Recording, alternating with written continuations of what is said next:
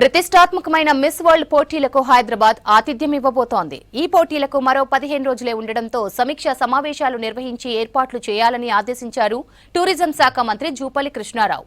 దీంతో వేదికలను రెనోవేట్ చేస్తున్నారు అధికారులు. మొత్తం 25 రోజులు జరిగే ఈ పోటీలకు దేశ విదేశాల నుంచి పార్టిసిపెంట్స్, వివిధ దేశాల ప్రతినిధులు హాజరు కానున్నారు. మిస్ వరల్డ్ కాంపిటీషన్ కు ప్రభుత్వం చేస్తున్న ఏర్పాట్లపై మరింత సమాచారం నరేంద్ర అందిస్తారు.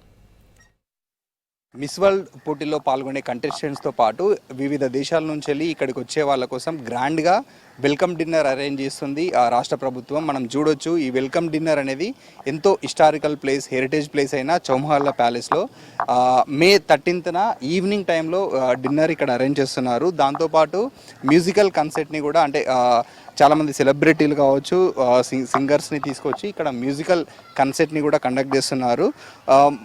ఈ ప్యాలెస్ బ్యాక్ సైడ్ ఓపెన్ ప్లేస్లో డిన్నర్ అండ్ ముందు ఉన్న ఈ ఫౌంటైన్ చుట్టూ కూడా స్పెషల్గా ఫోటోషూట్స్ కండక్ట్ చేస్తున్నారు. 120 దేశాల నుంచి 120 మంది కంటెస్టెంట్స్ పాల్గొంటున్నారు. వాళ్ళందరికీ కూడా స్పెషల్గా ఇక్కడ ఫోటోషూట్ కూడా ఏర్పాటు చేస్తున్నారు. దీంతోపాటు మన తెలంగాణ సంస్కృతి సాంప్రదాయాలను అద్దం పట్టేలా వీళ్ళందరికీ కూడా స్పెషల్ ఫుడ్, అంటే మనం హైదరాబాద్ బిర్యానీ వరల్డ్ వైడ్గా ఫేమస్. ఆ బిర్యానీతో పాటు వివిధ స్వీట్స్ వంటకాలు కావచ్చు, అప్పుడు రాజులు తిన్న ఫుడ్ని, అలాంటి వంటకాలు అన్నిటిని, ఇటు వెజ్ నాన్ వెజ్ ఆయా కంట్రీలకు చెందిన ఫుడ్ని కూడా వాళ్ళు ఇక్కడ ప్రొవైడ్ చేస్తున్నట్టు ఆ టూరిజం శాఖ అయితే ఆల్రెడీ అనౌన్స్ చేసింది. దీంతో పాటు కూడా మన రాష్ట్ర వ్యాప్తంగా, అంటే వివిధ జిల్లాలు, ఇటు భూదాన్ పోచంపల్లి కావచ్చు, యాదాద్రి కావచ్చు, వరంగల్ కావచ్చు, రామప్ప టెంపుల్, నాగార్జున సాగర్, మొత్తం మన తెలంగాణ సంస్కృతిని అద్దం పట్టేలా ఇక్కడ మన తెలంగాణలో ఉన్న టూరిజం ప్లేసెస్ని ప్రమోట్ చేసేందుకు, వరల్డ్ వైడ్గా ప్రమోట్ చేసేందుకు ఇటు నాగార్జున సాగర్, రామప్ప టెంపుల్,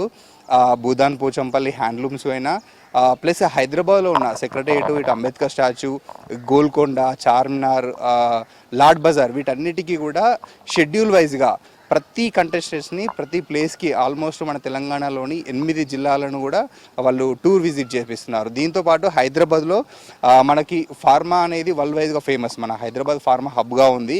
సో ఇక్కడ జినోమి వ్యాలీకి కూడా కంటెస్టెంట్స్ని తీసుకెళ్లే అవకాశం ఉంది. దాంతోపాటు హైదరాబాద్లో ఉన్న ఫేమస్ హాస్పిటల్స్, వరల్డ్ వైడ్గా famous hospitals, Apollo, Yashoda, AAG hospital కూడా మెడికల్ టూరిజంలో భాగంగా వాళ్ళందరినీ అక్కడికి తీసుకెళ్తున్నారు. దాంతోపాటు ఇటు సెక్రటేరియట్ని కూడా, మన ట్యాంక్ బండ్ను విజిట్ చేసేలా సెక్రటేరియట్కి కూడా కంటెస్టెంట్స్ని తీసుకెళ్తున్నారు. మొత్తం ఓవరాల్గా చూసుకున్నట్టయితే 25 రోజుల పాటు జరిగే ఈ మిస్ వరల్డ్ పోటీలలో ప్రతి కంటెస్టెంట్స్కి ప్రతి ఒక్క రోజు, అంటే తెలంగాణ వ్యాప్తంగా అయితే వివిధ జిల్లాలని తిప్పుతున్నారు. ప్రతి టూరిజం స్పాట్కి తీసుకెళ్ళి వరల్డ్ వైడ్గా తెలంగాణ సంస్కృతిని, ఇక్కడ ఉన్న టూరిజాన్ని అభివృద్ధి చేసేందుకు రాష్ట్ర ప్రభుత్వం అయితే కృషి చేస్తుందని చెప్పొచ్చు. ఈ మిస్ వరల్డ్ అనేది హైదరాబాద్లో జరగడం మన రాష్ట్రం, మన హైదరాబాద్, మన ప్రజలు చేసుకున్న ఒక గొప్ప అని చెప్పొచ్చు. కెమెరామెన్ మహేష్తో నరేందర్, V6 న్యూస్, హైదరాబాద్.